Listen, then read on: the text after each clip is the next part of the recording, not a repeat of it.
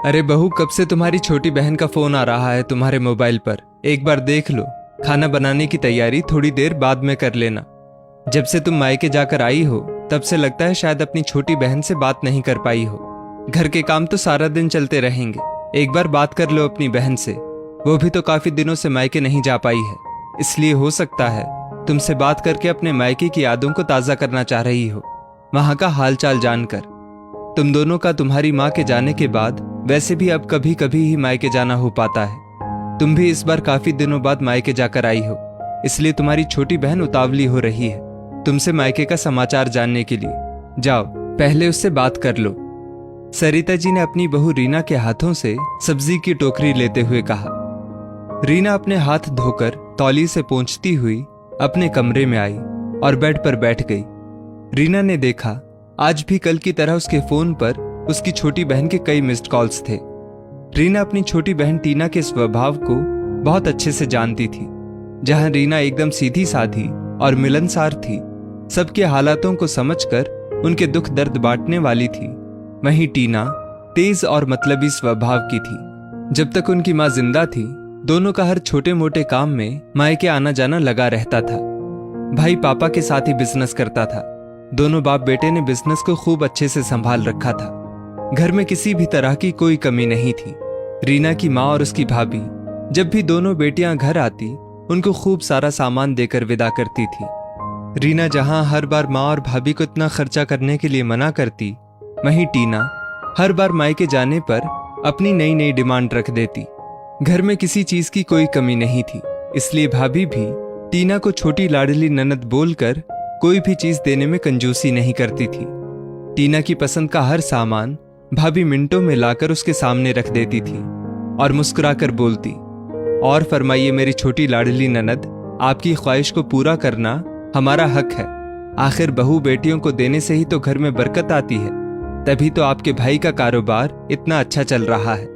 आप लोगों की दुआओं का ही असर है। भाभी से ऐसी बातें सुनकर टीना और ज्यादा इतरा जाती और अपनी माँ से बोलती, सच्ची तो कह रही है भाभी, अगर बेटियों को 4 गुना दोगे तो भगवान आपको 8 गुना बनाकर वापस दे देगा। टीना की इस बात पर सब मुस्कुराकर रह जाते। पर कहते हैं ना, वक्त हमेशा एक जैसा कहाँ रहता है। इस हंसते खिलखिलाते संपन्न परिवार में भी दुख ने अपनी दस्तक दे दी थी। रीना की माँ को एक असाध्य बीमारी ने जकड़ लिया था। रीना की माँ आए दिन बीमार रहने लगी थी। रीना के भाई और पापा ने रीना की माँ को हर बड़े से बड़े डॉक्टर को दिखाया और उनके इलाज में लाखों रुपए बहा दिए। डॉक्टरों को दिखाने के लिए कभी रीना के पापा को, कभी भाई को माँ के साथ जाना ही पड़ता था। हर दिन हॉस्पिटल के चक्कर में सब बिजी रहने लगे। तनाव और अवसाद में दोनों बाप बेटे बिजनेस में भी ध्यान नहीं दे पा रहे थे। बिजनेस भी धीरे धीरे डाउन होता जा रहा था और ऊपर से रीना की माँ की बीमारी में लाखों रुपए खर्च हो रहे थे। लाखों रुपए खर्च करके भी रीना की माँ को बचाया ना जा सका। परिवार दुखों और दर्द से टूट चुका था। माँ के जाने का गम, बिजनेस के चौपट हो जाने के गम ने रीना के पापा को भी गुमसुम और बीमार सा बना दिया था। भाई अपनी टूटी हुई हिम्मत वापस जुटाकर अकेले ही बिजनेस को संभालने में लगा हुआ था। घर की आर्थिक स्थिति काफी कमजोर हो चुकी थी, फिर भी रीना की भाभी ने हिम्मत करके घर को संभाल रखा था। अपनी दोनों ननदों को भी वो हर बार त्योहार पर फोन करती। माँ के गुजरने के बाद दोनों बहनें जब मायके जाती तो भाभी का पहले की तरह टीना को कुछ नहीं देना टीना को बहुत अखरता था। टीना रीना को सुनाने लगी थी, देखो दीदी, माँ के जाते ही भाभी कितनी बदल गई है। बस माँ के सामने हमारी चापलूसी करती थी ताकि उनकी नजरों में अच्छी बन सके। अरे जैसे ही माँ गई, देखो भाभी भी कितनी बदल गई। अरे विदागिरी में आजकल भाभी ढंग की 2 साड़ियां भी नहीं देती है हमको। पहले तो माँ के सामने बार बार बोलती थी, और दीदी बताइए क्या दूं क्या दूं, और अब माँ के जाते ही पैसों पर कुंडली मारकर बैठ गई है। 1 रुपया भी खर्च नहीं करती हमारे ऊपर। रीना को टीना की बातें सुनकर बहुत गुस्सा आता। वो टीना को बोलती, टीना, तुझे घर के हालात के बारे में पता नहीं है क्या? माँ के ऊपर लाखों रुपए खर्च हुए हैं, भाई का बिजनेस चौपट हो गया है। पर टीना का तो एक ही जवाब होता, रहने दो दीदी, इतने सालों से भैया ही पैसे जमा कर रहे थे। ये सब तो नाटक है उनके, ताकि हम लोगों के ऊपर पैसा ना खर्च करना पड़े। इन लोगों की नीयत ही नहीं रही है अब माँ के जाने के बाद हमको कुछ देने की। रीना चाहकर भी टीना को कुछ नहीं समझा पा रही थी। टीना ने तो मायके जाना ही बंद कर दिया था।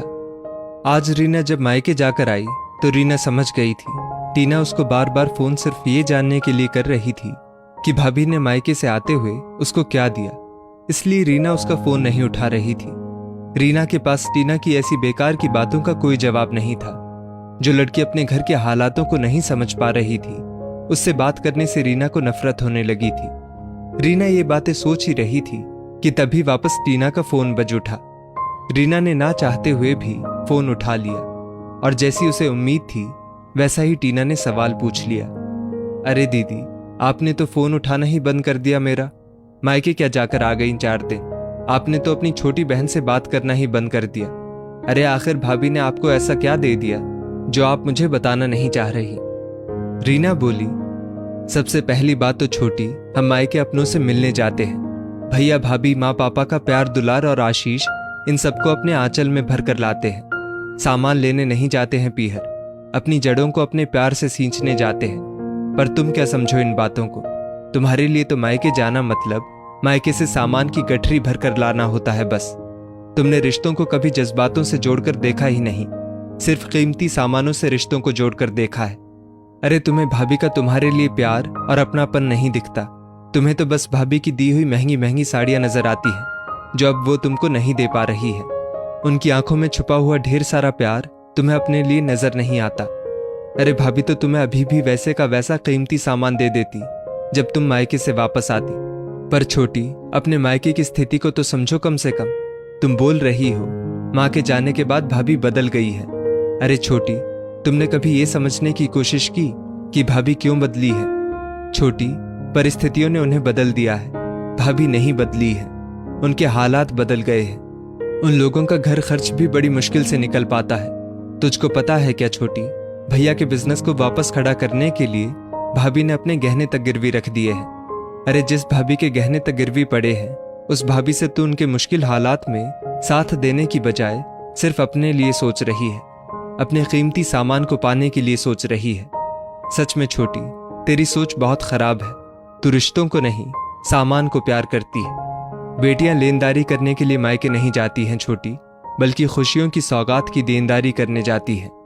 तूने एक बार भी भाभी के बारे में नहीं पूछा, पर भाभी से क्या सौगात मिली मुझे उसके बारे में पूछा। तेरी सोच को मैं क्या कहूँ छोटी, समझ में नहीं आता। भाभी तेरे बारे में पूछ रही थी। आजकल टीना फोन भी नहीं करती है। उसको बोलो कभी अपने मायके आकर अपनी भाभी से भी मिले, उस पर प्यार लुटाने का खूब मन करता है। उधर से रीना की बातें सुनकर टीना रोते हुए फोन पर बोली, मुझे माफ कर दो दीदी, मैंने इन बातों को समझने में देर कर दी। आज आपकी कही गई बातों का एक एक शब्द मेरे दिल में जाकर सीधा मेरे दिल को दुखा रहा है। मैं मेरी माँ समान भाभी का प्यार अपने लिए कभी क्यों नहीं देख पाई? मेरी नजर हमेशा उनके दिए हुए सामान पर ही क्यों रही?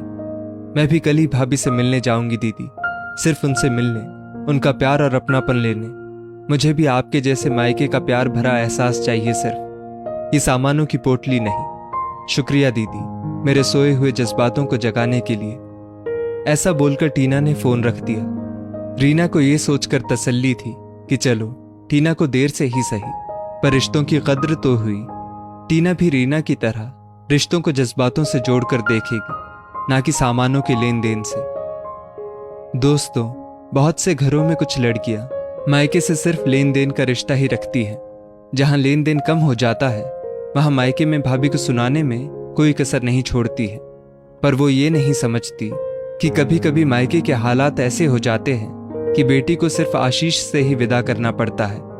आखिर लेन देन के तराजू पर टिके हुए रिश्ते कभी जज्बातों से नहीं संवर पाते हैं। मायके में भाभी से मिले हुए प्यार को ही जिसने सबसे कीमती चीज समझ लिया, उसने दुनिया का हर कीमती खजाना पा लिया। इस स्टोरी को लेकर आपकी क्या राय है, नीचे कमेंट करके जरूर बताइएगा। और ऐसी ही और भी बेहतरीन वीडियोस के लिए हमारा पेज जरूर फॉलो करें। धन्यवाद।